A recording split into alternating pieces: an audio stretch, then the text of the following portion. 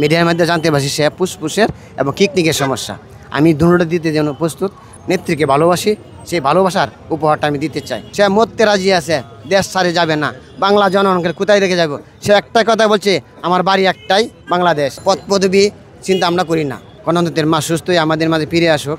কারণ আমি একজন নগণ্য কর্মী, আমার ফুসফুস, আমি একজন মৃত যদি মানুষ, আমার সমস্যা হয়, কোনো কিছু আসবে না, কোনো কিছু সমস্যা হবে না। কিন্তু সে যদি দুনিয়াতে আমাদের মাঝে ফিরে আসে, 20 কোটি মানুষের উন্নয়ন করবে, বাংলাদেশ উন্নয়ন করবে, বিশ্বের উজ্জ্বলতা মুখ দেখাবে, বিশ্বের মধ্যে একদিন বাংলাদেশকে চিনিয়ে দিয়ে পরিচিত করবে সম্পূর্ণ দেশ, সেই আশা।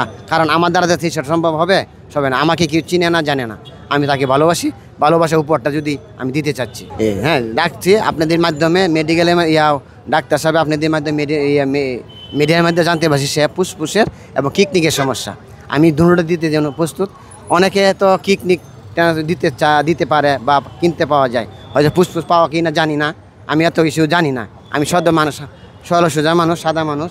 আমি নেত্রীকে ভালোবাসি, সেই ভালোবাসার উপহারটা আমি দিতে চাই। কারণ সে যেই কষ্ট আমাদের জন্য করছে, তার ভালোবাসা একটু আমাদের কিছুই না। কারণ সে এখন কষ্টই করছে। কষ্ট ছাড়া আমি আমার চোখে, আমার যতটুকু বয়সে বুদ্ধি হয়েছে ততদিন হতে দেখতেছি তার কষ্টই। কারণ গণতন্ত্রের যত কষ্ট, জেলখানা থেকে কষ্ট, সেনাবাহিনী সবচেয়ে বড় কষ্ট তো স্বামীর বিরাট থেকে বের করে দেওয়া।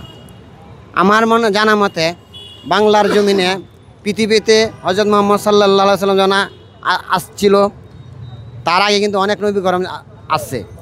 আমার নবী হজরত মুহাম্মদ সাল্লাল্লাহু আলাইহি সাল্লামের মতন কান্দন আর উম্মতের পাগল আর অন্য নবীরা ছিল না।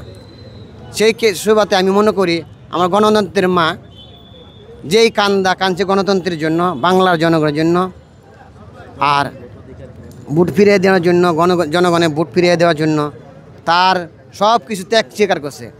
আপনারা জানেন জেলখানা অবস্থায় মৃত্যুর সাথে পাঞ্জা লড়ে, তখন ডাক্তার সাথে বিদেশে নেওয়া চিকিৎসা করার জন্য তাকে যখন আমাদের আইনজীবীরা প্রস্তাব দিয়েছিল, তখন বলছিল আপনি তাকে সিগনেচার দেন, সই দিয়ে যান, দেশে আর আসবেন না, তাইলে আপনার বিদেশে যেতে পারবেন। কিন্তু সে মরতে রাজি আছে, দেশ ছাড়ে যাবে না। বাংলা জনগণকে কোথায় রেখে যাব? সে একটা কথা বলছে, আমার বাড়ি একটাই বাংলাদেশ, আমার বাড়ির যা স্থানা বাংলাদেশ। কারণ সেই স্থান থেকে চেনানের ব্যস্ত একবার তাকে বার করে দিয়েছিল। কারণ যাতে সে এখন থাকতে পারে না, ঠিকানা ছাড়া করে দিচ্ছিল। ঠিকানাকে ছাড়া করা যায় অন্তরে ভালোবাসা। আমার লাগে তার লাগে একবার মোলাকাত বা হাত মুসাফা হয়েছিল 1991 সালে। তখন থেকে আমি দেখছি সে সাদা মনের মানুষ, মাটিরও মানুষ। আমাদের ফুল ফ্যামিলি রাজনীতি জড়িত, বিএনপি করি আর সোজা কথা এক কথা। রাজনীতিকে এমনি পদ পদবি চিন্তা আমরা করি না।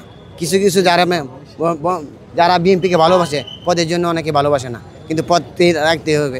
কিন্তু পদ যে সাধারণ মানুষ জীবন দিতে রাজি আছে, তারা কিন্তু পদ পদবি চায় না। বিএনপিকে দানিশ শীষকে ভালোবাসে, একটা চিনে দানিশ শীষ, কারণ কৃষকে মারকে দানিশ শীষ। কিছুদিন আগে আপনি দেখছেন আমাদের জননেতা তারেক রহমান সাহেব একটা ভাষণ দিয়েছিল যে একটি দল চাচ্ছে গণভোট, আর সেই ক্ষেত্রে এখনও 300 কোটি টাকা 3000 কোটি টাকা ব্যয় হবে। সেই ক্ষেত্রে আমাদের তারেক রহমান সাহেব বলছিল